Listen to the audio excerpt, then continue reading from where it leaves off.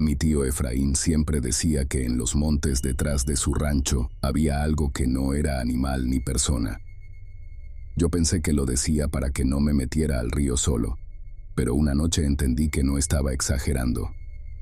Era mediados de julio, tiempo de lluvias.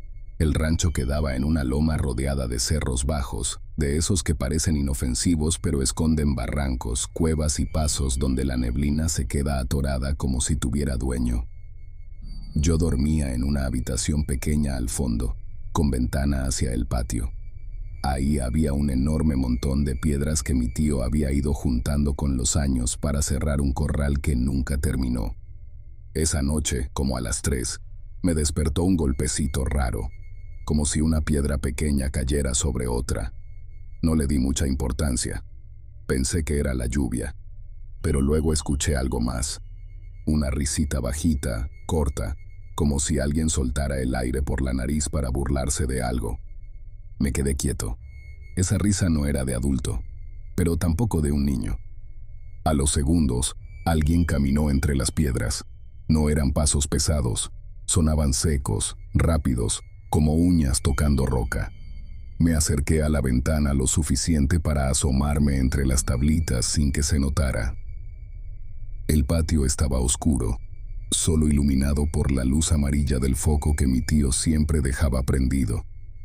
Y entonces lo vi, una sombra pequeña, del tamaño de un niño de 5 años quizá, caminaba encorvada alrededor del montón de piedras. Pero no era una figura clara, era como si lo que fuera estuviera cubierto por algo, barro con hojas, tal vez musgo pegado al cuerpo. Parecía parte del monte mismo moviéndose. Lo peor fue cuando se detuvo. Se quedó completamente quieto, con la cabeza inclinada hacia donde yo estaba. No podía ver ojos, pero estaba seguro de que me estaba mirando. Sentí un nudo en la garganta, y cuando quise retroceder, algo en el piso del cuarto crujió. En ese instante, la sombra corrió, pero no hacia el monte. No, corrió hacia la casa. Sus pasos rápidos golpearon la tierra húmeda y se escuchó cómo trepaba por la pared, como un animal pero con manos. Alcanzó la repisa justo debajo de mi ventana y ahí se quedó. Yo no podía respirar.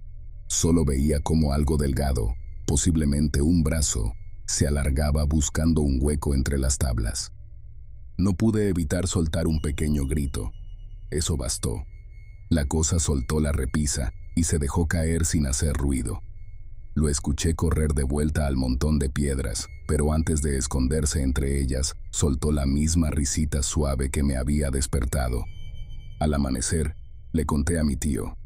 Él solo suspiró y me dijo: «Te dije que no mires por la ventana cuando escuches cosas afuera. Ellos se sienten vistos y no les gusta». Me llevó al patio. Cerca del montón de piedras vimos marcas frescas en el lodo, huellas pequeñas, pero no redondas como las de un niño. Eran largas, delgadas, con 3 dedos marcados en punta. Mi tío me puso una mano en el hombro. «Aquí les dicen los del montón. No es uno, son varios. No se meten contigo si no les das entrada. Pero si les abres, aunque sea con una mirada, ya te reconocen». Ese fue mi último día en el rancho. No por miedo, sino porque esa misma noche, mientras hacía la maleta, escuché desde afuera, justo bajo la ventana, 3 golpecitos suaves en la madera, como si me estuvieran llamando.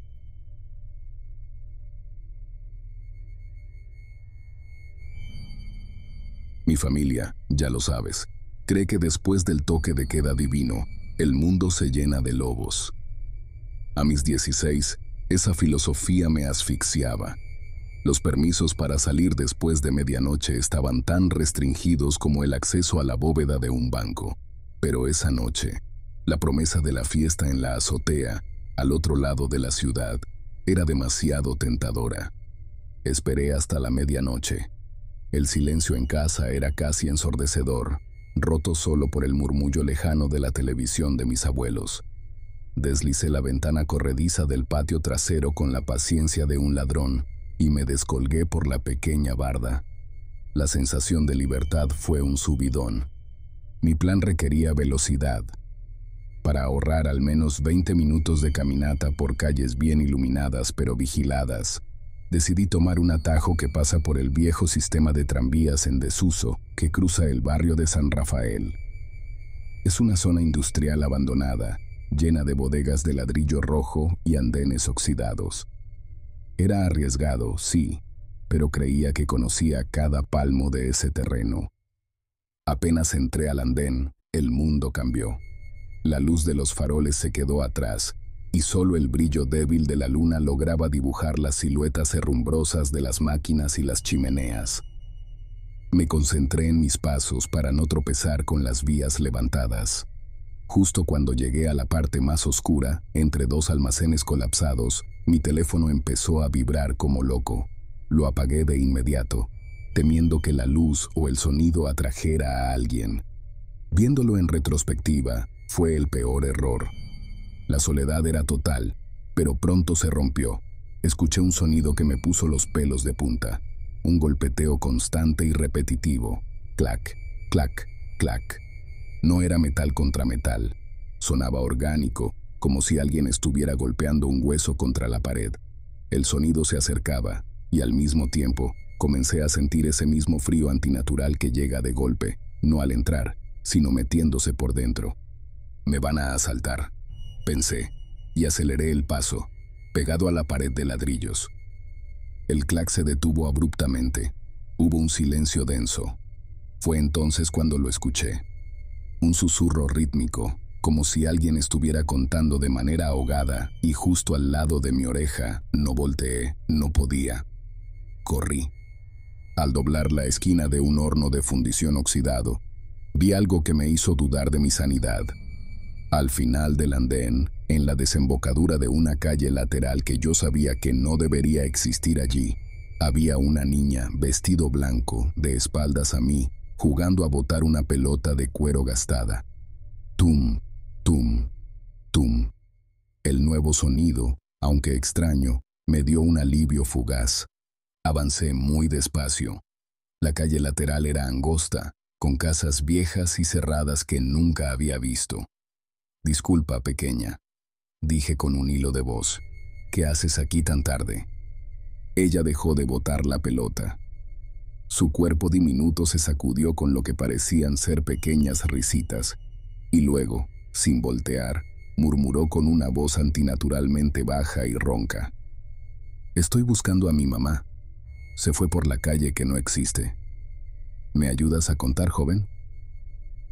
Al escuchar esa frase, mi corazón empezó a martillarme el pecho. Podía sentirlo latiendo contra mis costillas. Decidí ignorar la respuesta y correr.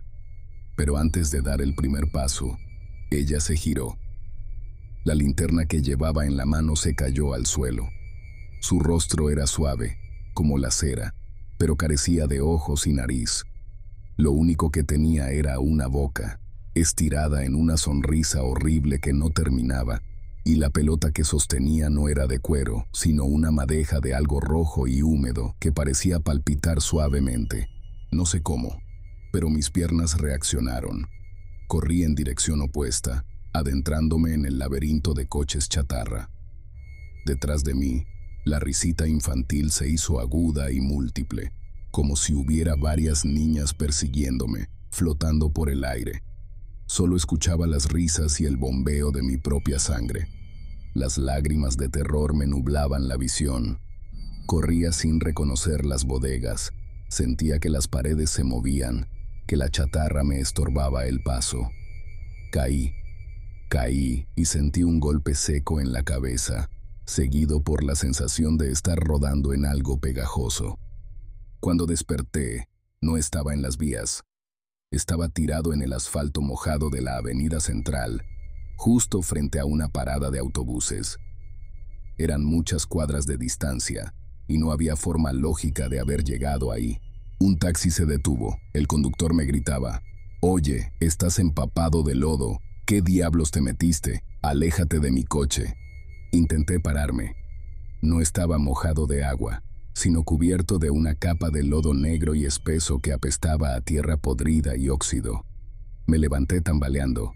Mi reloj de pulsera marcaba las 5:15 de la mañana. Habían pasado casi 6 horas. Me sentía pesado y aturdido.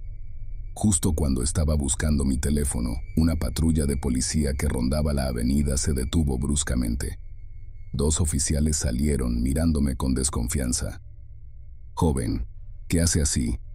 ¿Andaba en las drogas o borracho? Salga de la calle». Les rogué ayuda. Les dije que me habían perseguido, que no sabía cómo había llegado allí. Uno de los oficiales, el más joven, me tomó del brazo y me revisó. Introdujo su mano en el bolsillo interno de mi chaqueta y sacó algo. Era un pequeño talismán o muñeco hecho de alambres oxidados y trozos de tela desgarrada, atado con ese hilo rojo y espeso que me pareció tan familiar. Apestaba a carne quemada.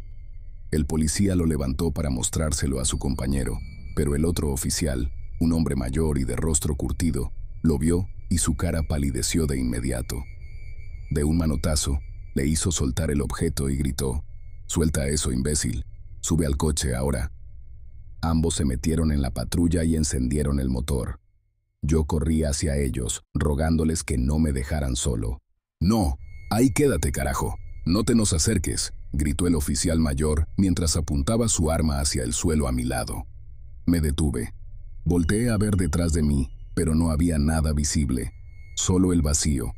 Sin embargo, en la distancia, en la dirección de donde había venido, escuché lo que parecían ser risas infantiles, roncando como bocinas rotas, y el leve tum, tum, tum de un objeto que rebotaba contra el cemento.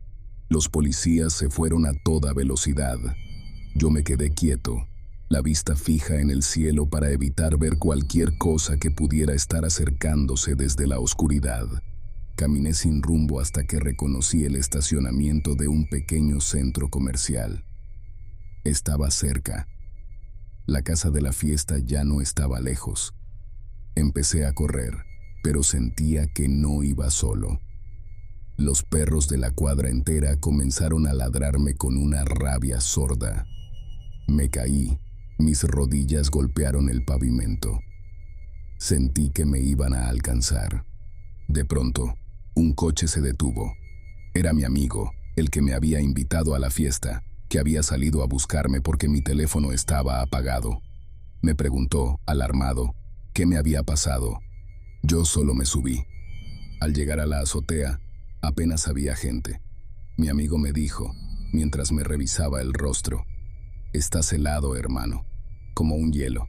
¿Qué comiste? ¿Qué te pasó?». No supe qué responder. Miré el reloj de su coche.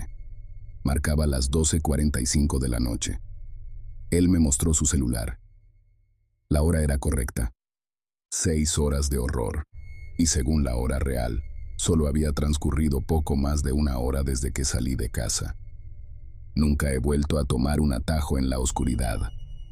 Siento que esa noche, la oscuridad me tomó a mí y me devolvió solo una parte de lo que se llevó. Nunca supe dónde estaba realmente en esas 6 horas, ni por qué la calle que no existe se había esfumado de mi camino.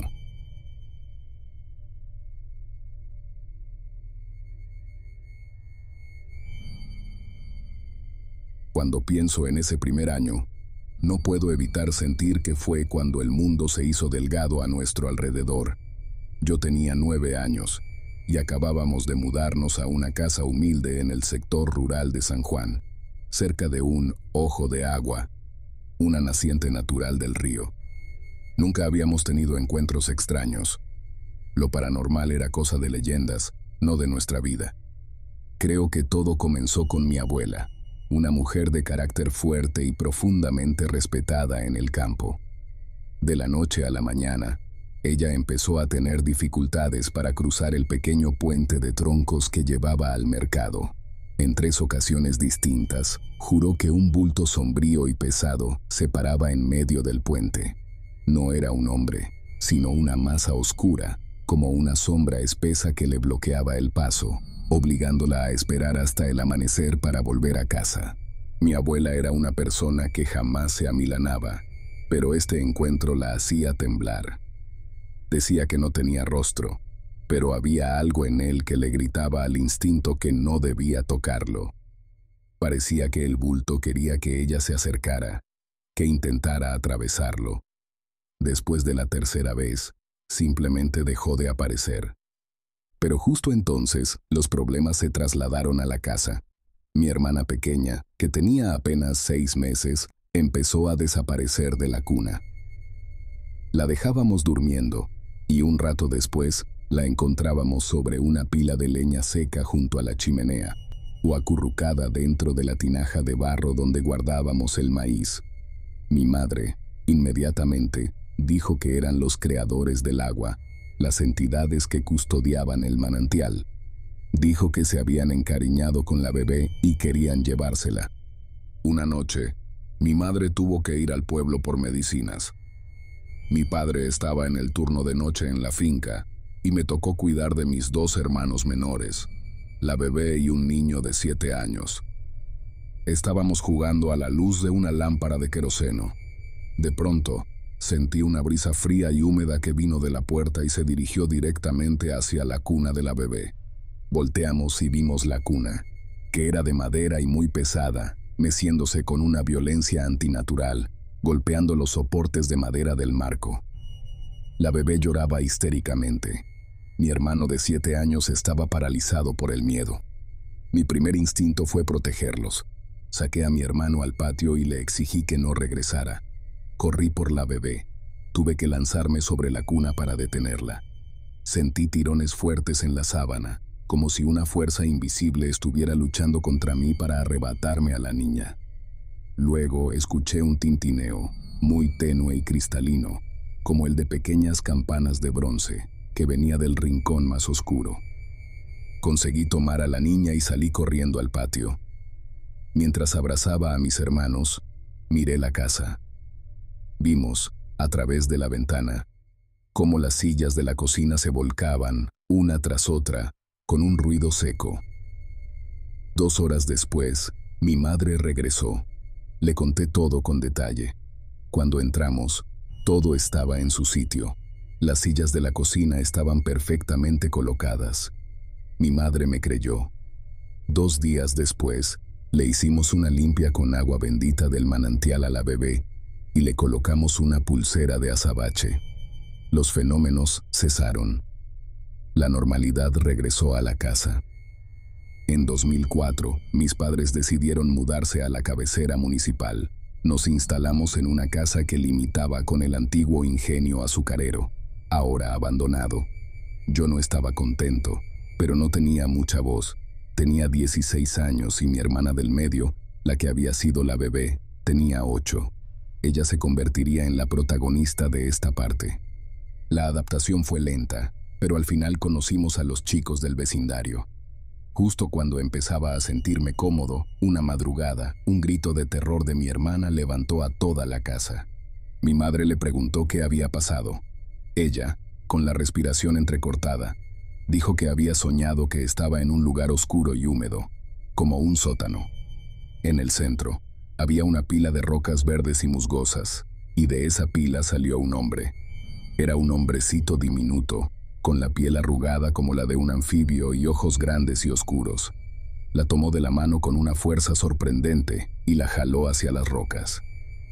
Poco después, nos inscribieron en una pequeña escuela comunitaria. Para llegar, teníamos que bordear la cerca del viejo ingenio, que estaba tapiado, pero que tenía accesos fáciles a través de agujeros en la malla o tablones rotos. Un día, íbamos distraídos platicando con mi primo, y mi hermana se adelantó con una amiguita. Al pasar junto a la cerca del ingenio la escuché. Un grito de un horror tan puro que me hizo correr. Su amiga la estaba abrazando y mi hermana gritaba, señalando hacia el interior de la fábrica. «¡Es él! Me estaba llamando». «¿Quién es él?», le pregunté. «El hombrecito de mi sueño, el ranero», nos dijo. Me hacía una seña con la mano y me enseñaba un racimo de dulces envueltos en hojas. En lugar de miedo, sentí una rabia protectora. Le dije a su amiga que llevara a mi hermana a buscar un adulto. Tomé un trozo de barra de hierro del suelo y me metí por una de las rendijas de la cerca. Mi primo me siguió. Buscamos por toda la sección de calderas. Al llegar al fondo, a una parte donde el piso estaba siempre húmedo, vi con incredulidad lo que había soñado mi hermana, una enorme pila de rocas de río, verdes por el musgo, en un lugar donde no debería haber rocas. De pronto, una piedra pequeña me golpeó en el hombro, luego otra, que le rozó la frente a mi primo. Nos estaban lanzando pequeñas rocas desde la oscuridad, pero no veíamos a nadie. Escuchamos ruidos de maquinaria moviéndose a nuestras espaldas, puertas de metal cerrándose con estruendo, pero la fábrica estaba vacía. Luego, un chillido agudo y prolongado retumbó en todo el lugar. Sentí la cabeza sorda y mis pies se hicieron pesados como plomo. Mi primo, con la voz rota, me dijo que teníamos que irnos. Yo quería venganza, quería enfrentarme a lo que fuera que estuviera asustando a mi hermana, pero el instinto de supervivencia fue más fuerte. Corrimos. Al salir, mi padre y mi tío ya estaban llegando. Les contamos todo. Ellos entraron armados con linternas, pero mi padre me ordenó que volviera a la casa. Cuando regresaron, dijeron que no encontraron nada, que buscaron en cada rincón. Era imposible, pero la fábrica estaba vacía. La historia se regó. La gente del pueblo dijo que la fábrica estaba tomada por los elementales del agua. Con el paso de los años, unos inversionistas compraron el ingenio y lo convirtieron en una planta de procesamiento de alimentos. En 2010, yo ya era un adulto joven y estaba de vuelta en el pueblo por unos días de vacaciones. Había olvidado casi por completo esos sucesos, concentrado en mi vida en la ciudad. Una tarde, mientras caminaba cerca del viejo ingenio, ahora una planta de alimentos, vi que habían talado casi todos los árboles para la expansión. Me acerqué a la cerca y me detuve donde recordaba haber visto la pila de rocas. Ya no estaba ahí, solo cemento. Me quedé pensando, hasta que vi a un trabajador de la planta. Era un anciano, de baja estatura, que regaba las flores de un pequeño jardín que habían improvisado. Me acerqué y le pregunté, ¿usted recuerda el gran montón de rocas que había aquí antes, donde decían que estaban los duendes? El anciano dejó la regadera, me miró con sus ojos pequeños y oscuros, y sonrió de una forma extraña. Sí, el manantial. Lo taparon, pero a los guardianes no les gusta eso. Ellos solo se esconden. Ahora se molestan si se les olvida la ofrenda. Me quedé mudo. Él se agachó y continuó regando. Justo cuando me iba a marchar, el anciano se enderezó y me dijo, con la misma voz ronca que había escuchado en mi pesadilla años atrás, «Vaya tranquilo, pero dígale a su hermana que ya no hay dulces aquí». Me di la vuelta y corrí. El anciano no podía saber de mi hermana, ni del sueño, ni de los dulces. Nunca he vuelto a ese pueblo. Siento que a pesar de los años, algo de ese lugar me conoce profundamente y aún espera una ofrenda.